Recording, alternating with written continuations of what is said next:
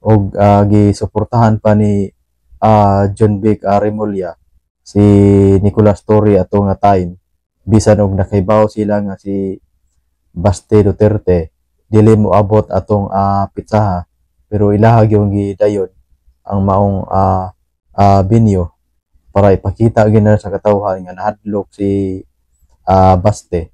Sila pang kuyuga nga to pero nganong kalit kayo ang pag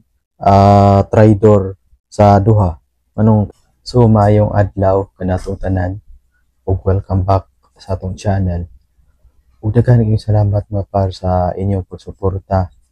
ug sa ako ang mga viewers nga wala pa naka-subscribe. Palihog og subscribe mga par kay para ma-update mo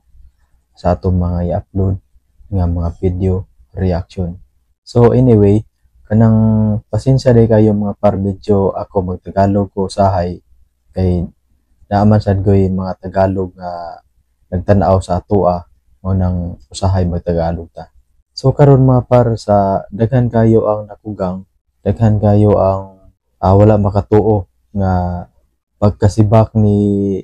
Nicolas Torre sa iyahang pwesto pagka PNP chief. Medyo daghan sad ang nalipay nga si Torre na wagtang sa pagka PNP chief kay abi ninyo mga par, daghan jud kayo ang naglungot-lungot ni Nicolas Torre. Ilabi na gyud kadtong pag dakop niya ni Tatay Digong. So nagka-lain-lain ang reaksyon sa mga tao karon kay ana say nidapig ni Torre nganong gitangtang kuno si Torre nga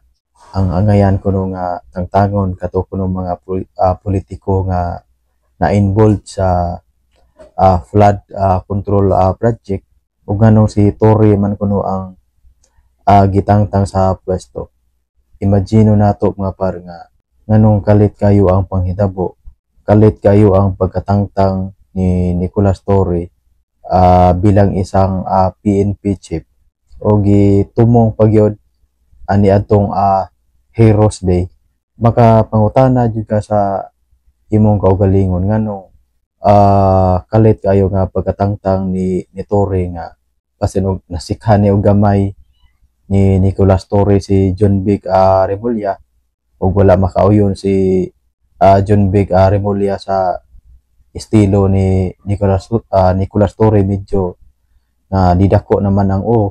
imagino ni nato mga par, sila gutong kuyuga nga nagdakop ni Duterte. Sila gutong sinabutan, silang grupuha nga ilang dakpon si Duterte bisan pag way klaro nga warrant of arrest. Ang ganing kalakiha mga par nga naa ginilaw mga hinungdan ngano nga ilisan si Nicolas Torre ug wala gyud siguro nakauyon si John Vic Remulla sa abilidad ni Torre mo siguro nga giilisan or suya baka ni si John Vic Remulla ni Nicolas Torre nga medyo si Nicolas Torre ni kuan naman pod ni suak sad mayo si Nicolas Torre kay gihugon-hugon baya to nga plano nga mo dagan og ng Vice President si Nicolas Torre or senador. Kay ingon siguro si John Vic Remulla nga ayay nang murag malabuan taning kalakihan ni Nicolas Torre mo nang kay ingon siguro si nang John Vic Remulla nga ato aning putlan sa TL si Torre kay masig malabuan unya tani unya ning baguhay lang katong nahitabong boxing match sila ni Torre og ni Baste nga sila pa man ganing kuyuga ngadto sa boxing ring nga niadto nga og gisuportahan pa ni John Vic Remulla si Nicolas Torre ato nga time bisan og nakaibaw sila nga si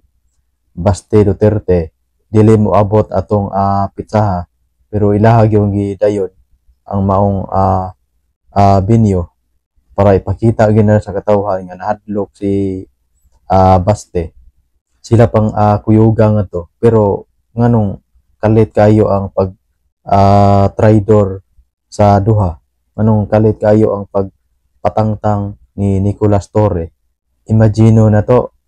katong pagdakop lang ni Duterte, sila gitong grupuha, sila go'y kasabot ato ilang dakpon si Duterte bisan